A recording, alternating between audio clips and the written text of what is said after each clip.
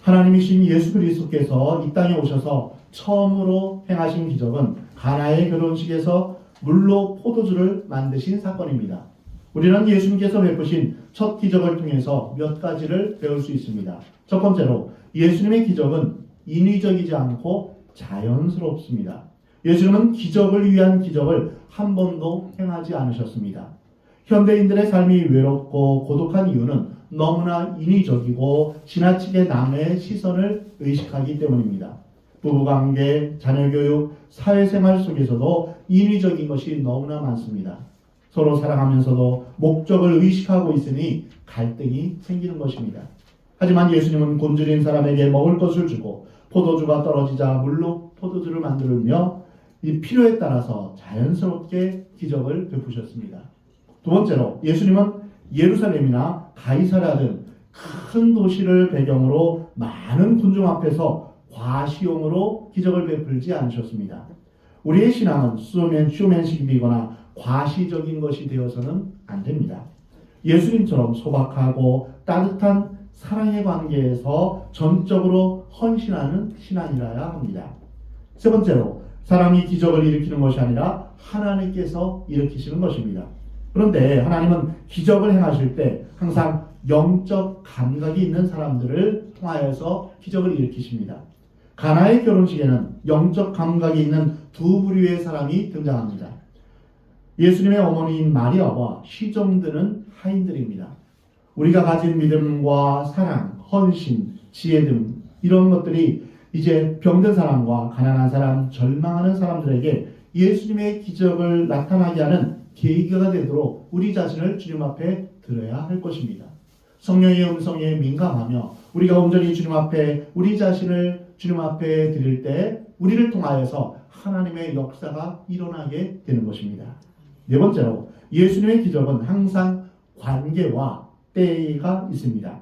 우리는 하나님께 기적을 요구하지만 하나님은 우리에게 관계를 요구하십니다. 이 관계는 곧 믿음의 관계, 우리에게 믿음을 요구하시는 것입니다. 예수님은 포도주가 떨어졌다는 마리아의 말을 듣고 어머니 그것이 나와 무슨 관계가 있습니까? 라고 물으셨습니다. 이 말씀의 의미는 주님과 사람 사이에 믿음의 관계가 형성된 후에야 기적을 일으키신다는 것입니다.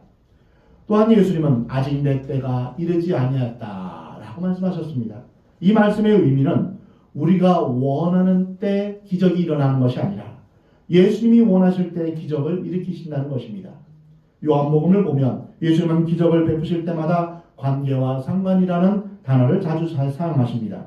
하나님과 인간의 관계, 하나님의 때, 이것이 기적을 베푸는 데 중요한 요소입니다. 마리아가 포도주가 돈이 났다라고 얘기했을 때 예수님은 이렇게 말씀하셨습니다. 오늘 본문 4절에 예수께서 이르시되 여자여 나와 무슨 상관이 있나이까 내 때가 아직 이르지 아니하였나이다.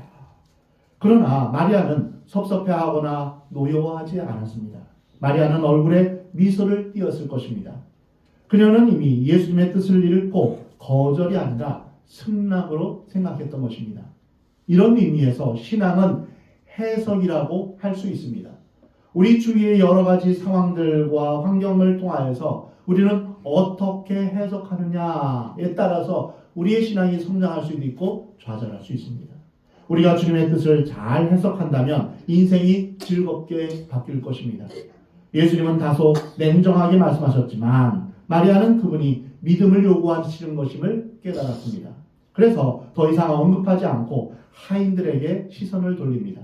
오늘 보면 5절에 보면 그의 어머니가 하인들에게 이르되 너희에게 무슨 말씀을 하시든지 그대로 하라.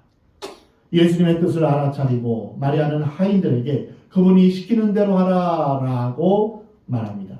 여기서 우리는 예수님이 기적을 베푸실 때 적용하는 중요한 원리 한 가지를 알 수 있습니다. 그것은 바로 우리의 믿음을 통해 기적을 일으키신다는 것입니다. 그래서 예수님께서 기적을 베푸실 때마다 내 믿음대로 될지어다. 내 믿음대로 될지어다. 할 수 있거든이 무슨 말이냐? 믿는 자에게는 능히 하지 못할 일이 없느니라 라고 말씀하셨습니다. 그러므로 우리는 믿음은 바란 것들의 실상이요 보이지 않는 것들의 증거다 라는 말씀을 기억하면서 아브라함처럼 믿음을 달라고 주님 앞에 기도해야 될 것입니다. 믿음이 없이는 하나님을 기쁘시게 하지 못하나니 하나님께 나아가는 자는 반드시 그가 계신 것과 그가 자기를 찾는 자들에게 상 주시는 이심을 믿어야 할지니라. 이 말씀을 온전히 기억하시기 바랍니다. 예수님은 능력이 없어 기적을 베푸시는 것이 아니라 우리에게 믿음이 없음을 보시며 기적을 베풀지 않으십니다. 우리는 예수님이 고향에서 기적을 베푸시지 않았다는 사실을 잘 알고 있습니다. 기적을 베푸시는 것은 하나님의 말씀입니다. 그리고 그 말씀을 믿고 순종함으로 기적이 일어나는 것입니다. 그러므로 우리는 항상 주님의 말씀을 읽고 묵상하며 말씀대로 행해야 합니다. 오늘 본문 6절에 보면 거기에 유대인의 정결 예식을 따라 두세 통 드는 돌 항아리 6이 놓여있는지라. 예수께서 그들에게 이르시되 항아리에 물을 채우라 하신즉 아기까지 채우니. 유대인의 정결 예식이란 유대인들이 손과 발을 씻는 것을 의미합니다. 외출하고 돌아왔을 때 발을 씻었고 식사를 하기 전에 손을 반드시 씻어야 했습니다. 바로 이렇게 손을 씻고 발을 씻기 위해서 물을 모아놨는데 이런 돌 항아리가 6개가 있었다라고 기록되어 있습니다. 이 항아리는 생각보다 큰 것인데 한 항아리가 약 100리터 정도의 물을 담을 수 있는 용량입니다. 6개면 600리터의 물을 담을 수 있습니다. 기적을 일으키기 위해서는 재료가 필요합니다. 예수님은 포도주를 만드실 때 허공에 대고 포도주야 나오라 이렇게 해서 포도주가 나온 것이 아닙니다. 그런 것은 마술사들이 눈속임으로 하는 것입니다. 예수님은 잔치집에 돌 항아리 6개가 놓여있는 것을 보시고 그것을 이용해서 기적을 베푸십니다. 예수님은 들에 핀 백합화와 공중에 나는 새를 보시고 설교 재료로 삼으신 분입니다. 5,000명이 굶주렸을 때 한 어린아이가 가져온 보리떡 5개와 물고기 2마리를 이용해서 배불리 먹이신 분입니다. 엘리사는 가난한 과부가 굶주렸을 때 빈 기름병을 가져오도록 했습니다. 이것이 바로 곧 헌금입니다. 우리는 믿음으로 헌금을 드리지만 하나님께서는 우리의 작은 헌금을 사용해서 세계 선교에 엄청난 역사를 이루시는 것입니다. 우리가 작은 은사라도 바친다면 하나님은 그것을 극대화시켜서 축복의 그릇으로 삼으십니다. 예수님이 돌 항아리에 물을 채우라 라고 말씀하시자 지혜로운 하인들은 군말 없이 물을 채웁니다. 항아리가 넘치도록 가득 채웁니다. 우리는 작은 봉사를 하면서도 말이 너무 많은 경향이 있습니다. 자신이 하는 봉사가 소중한 나머지 캐묻고 따지곤 합니다. 그러나 잔치집 하인들은 이것저것 따지지도 않고 묻지도 않고 시키는 대로 항아리에 물을 가득 채웁니다. 여기서 우리는 마리아의 따뜻한 믿음도 볼 수 있지만 항아리가 넘치도록 가득 물을 채운 하인들의 순수하고 충만한 믿음과 순종도 동시에 볼 수 있습니다. 만약 오늘날 예수님이 오셔서 항아리에 물을 가득 채우라 하신다면 우리는 세 부류의 사람으로 나뉠 수 있습니다. 첫 번째로 물을 적당히 채우는 사람입니다. 바닥에 조금 찰랑거릴 정도로 채우거나 중간쯤 채우고 맙니다. 여러 가지 핑계를 대면서 이건 내 할 바 아니야 라고 생각하고 귀찮아하면서 남들의 눈에 좋게 보일 정도로만 그렇게 일합니다. 이런 사람에게는 기적도 적당히 일어납니다. 두 번째로 물을 채우는 척하면서 일하지 않는 사람들도 있습니다. 물통을 들고 부산을 떨지만 소리만 요란할 뿐입니다. 혼자 모든 일을 하는 것처럼 보이지만 남는 것은 아무것도 없습니다. 말로는 뭐든지 할 것 같지만 실제로 행하지는 않습니다. 이런 사람에게는 기적도 일어나지 않습니다. 세 번째로 조용히 물을 가득 채우는 사람입니다. 이런 사람은 충만한 믿음의 소유자입니다. 주님의 명령에 다른 사람을 의식하지 않고 충성스럽게 묵묵히 역할을 수행합니다. 다른 사람에게 자랑하지도 않습니다. 이러한 사람은 주님의 크신 기적을 보게 됩니다. 오늘 본문 8절에 이제는 떠서 연회장에게 갖다 주라 하심에 갖다 주었더니 결혼식을 치른 잔치집 하인들이 가진 믿음의 단계들을 살펴보면 재미있습니다.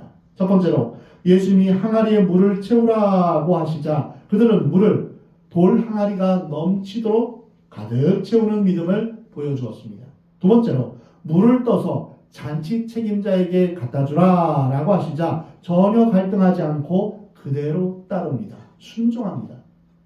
이들의 이 두 가지 믿음을 좀 더 심도 있게 분석할 필요가 있습니다. 예수님께서 돌 항아리에 물을 채우라 하실 때는 그들은 별로 갈등하지 않았을 것입니다.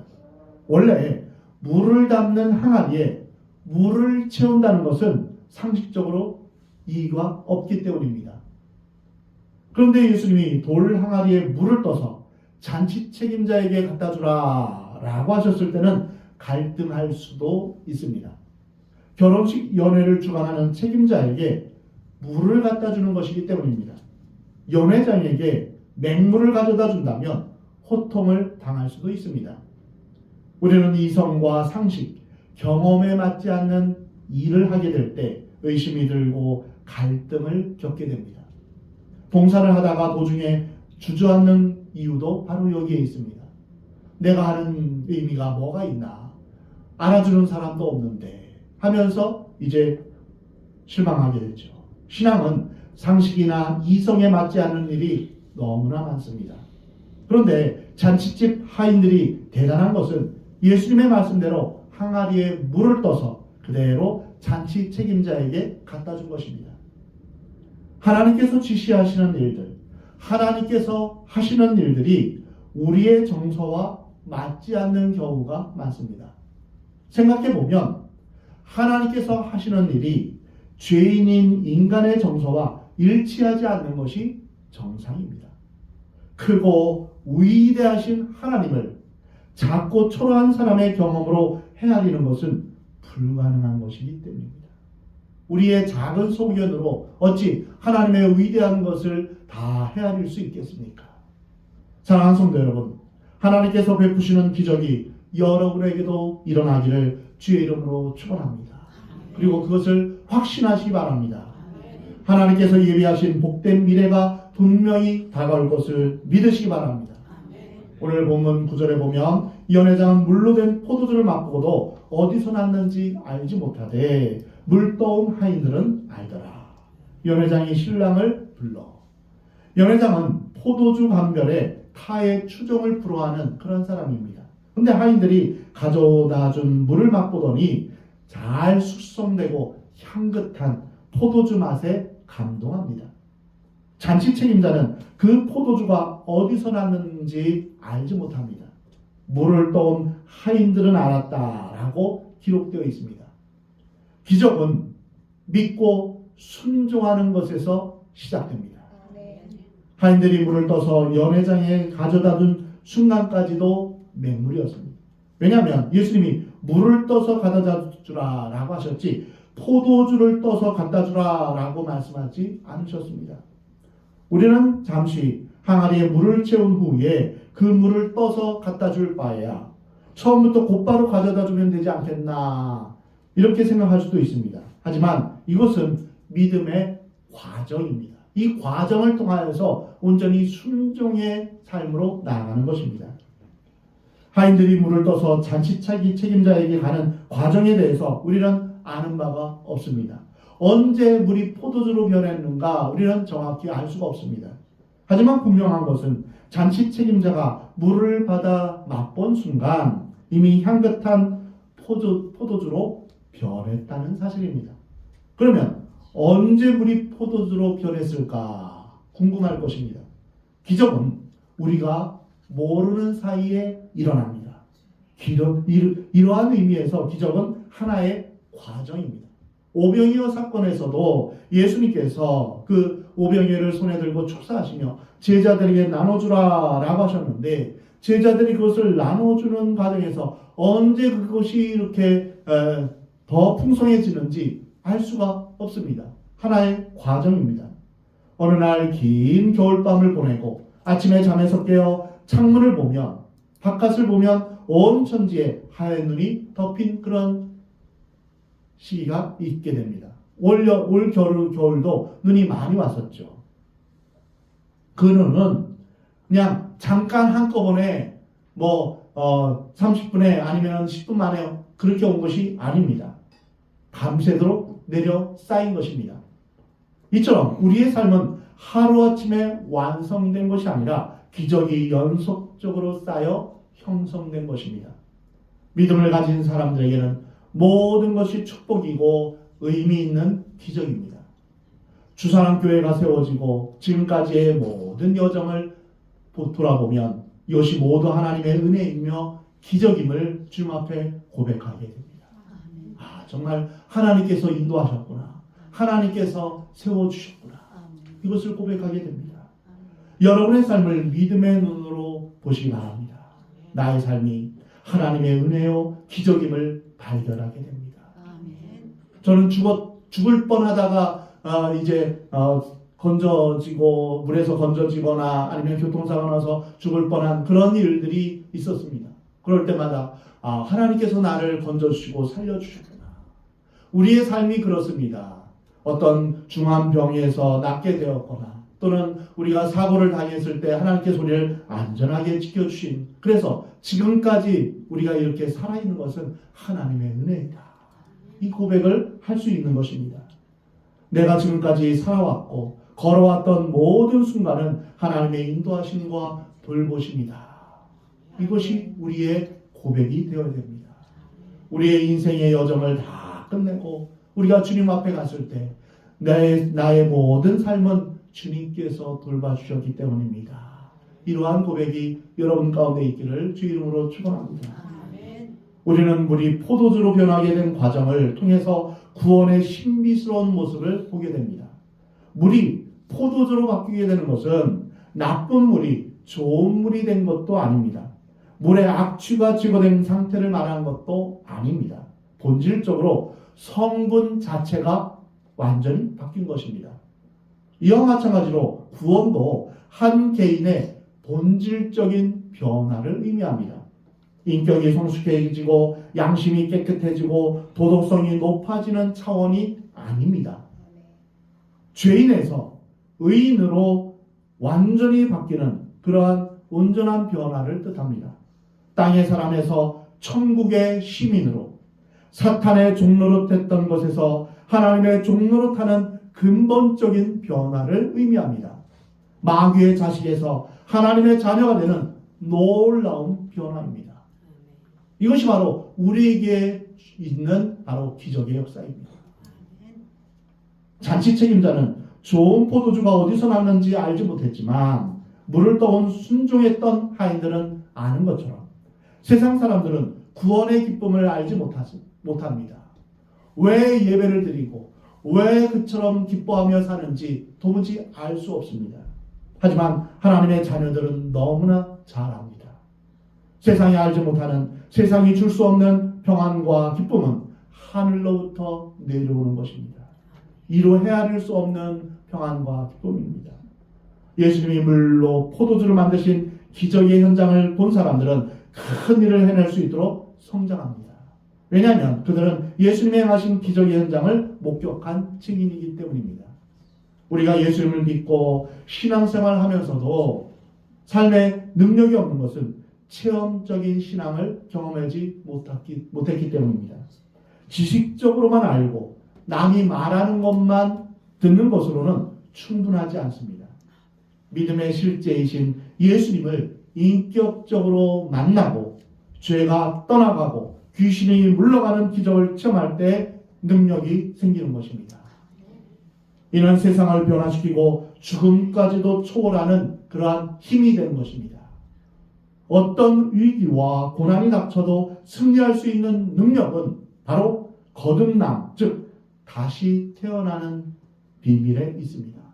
물이 포도주로 바뀌는 것처럼 우리가 하나님의 자녀가 되는 이 거듭남의 역사로 말미암아 우리의 삶이 근본적으로 변하는 것입니다. 물이 포도주가 되듯 우리의 존재가 완전히 새로워지는 것, 이 거듭남의 능력이 있는 것입니다. 오늘 본문 10절에 말하되 사람마다 먼저 좋은 포도주를 내고 취한 후에 낮은 것을 내거늘 그대는 지금까지 좋은 포도주를 두었도다. 이 말씀에서 세상의 방법과 하나님의 방법 사이에는 차이가 있음을 알 수 있습니다. 세상의 방법은 먼저 좋은 것을 내고 나중에 나쁜 것을 냅니다. 인간관계에 있어서도 처음에는 친하다가 나중에는 서로 얼굴을 붉히며 싸우며 헤어집니다. 그러나 하나님의 방법은 가면 갈수록 좋고 더 귀한 것을 냅니다. 숙성된 포도주처럼 시간이 지날수록 좋은 향기가 납니다. 구원받은 하나님의 자녀들은 처음엔 좀 서먹할지 모르지만 시간이 지날수록 인격적으로 신뢰하게 되고 나중에는 아름다운 교제로 발전해 나가며 서로 축복하게 됩니다. 가나의 혼인잔치에는 결혼식에 초대받은 예수님, 포도주가 떨어진 일, 안타까워하는 마리아의 마음, 예수님이 말씀하신 관계와 때에 대한 의미, 기적을 위해 섬긴 하인들의 순종, 물이 포도주로 변하는 기적, 포도주를 맛본 잔치 책임자의 감동, 물을 떠온 하인들만 아는 기쁨, 이러한 것들이 한데 어우러져 있습니다. 오늘 본문 11절입니다. 예수께서 이 첫 표적을 갈릴리 가나에서 행하여 그의 영광을 나타내심에 제자들이 그를 믿으니라. 이 말씀에는 세 가지 의미가 있습니다. 첫 번째로 예수님이 결혼식 잔치에서 행하신 첫 기적으로 신랑을 비롯해서 참석한 모든 사람이 은혜를 받은 것입니다. 그들은 잔치 막판에 질 좋은 포도주를 마시는 기쁨을 누릴 수 있게 되었습니다. 우리 주님은 우리 가운데 오셔서 마지막 혼인잔치인 천국을 위해서 우리를 위해서 피 흘려 돌아가셨습니다. 그래서 하나님 나라는 혼인잔치에 비유되고 또한 천국잔치에 비유됩니다. 요한계시록 21장, 22장에서도 보면 천국잔치를 위해서 준비하는 그러한 모습을 우리에게 말씀하십니다. 그렇습니다. 우리가 이 땅에 살면서 하나님의 천국잔치에 우리를 초대하기 위해 예수님은 이 땅에 오신 것입니다. 두 번째로 예수님이 기적을 베푸심으로 자신의 영광을 나타내셨습니다. 좋은 일에 사람들은 갈채를 보내고 환호성을 올리지만 하나님께서 영광을 받으시지 않는다면 아무 소용없는 것입니다. 그래서 우리는 무엇을 하든지 먹든지 마시든지 무엇을 하든지 우리는 하나님의 영광을 위해서 살아가야 할 것입니다. 세 번째로 제자들이 예수님을 믿은 것입니다. 곧 제자들에게 믿음이 생기기 시작한 것입니다. 사랑하는 성도 여러분, 예수님을 아는 것에서 그치지 말고 주님을 믿고 주님의 능력을 온전히 신뢰하시기 바랍니다. 주님의 말씀에 온전히 순종하시기 바랍니다. 우리의 삶의 전반에 걸쳐서 하나님의 권위를 인정하시기 바랍니다. 그러면 여러분의 삶은 흥겨운 잔치집처럼 될 것입니다.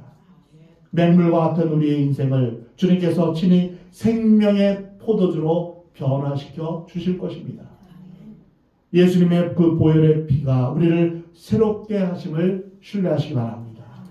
예수님은 마지막 만찬 때에 포도주를 나누어 주면서 이것은 너희를 위하여 흘리는 피, 곧 언약의 피니라 말씀하셨습니다. 바로 이와 같이 예수님이 우리를 위해서 흘리신 그 피가 바로 포도주와 같이 우리의 삶을 새롭게 하고 우리를 하나님 안에서 온전히 혼인집 잔치로 우리를 초대하시는 것입니다.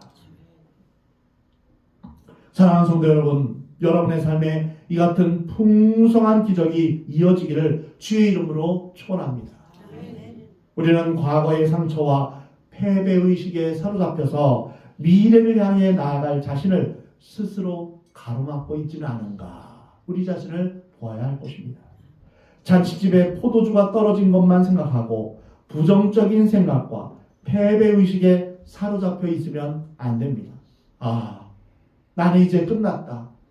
포도주가 떨어진 것처럼 내 인생은 이제 끝났다. 여기에서 주저앉고 절망하는 것에서 주님은 원하시지 않습니다. 그 절망하는 것에서 우리는 일어서야 할 것입니다.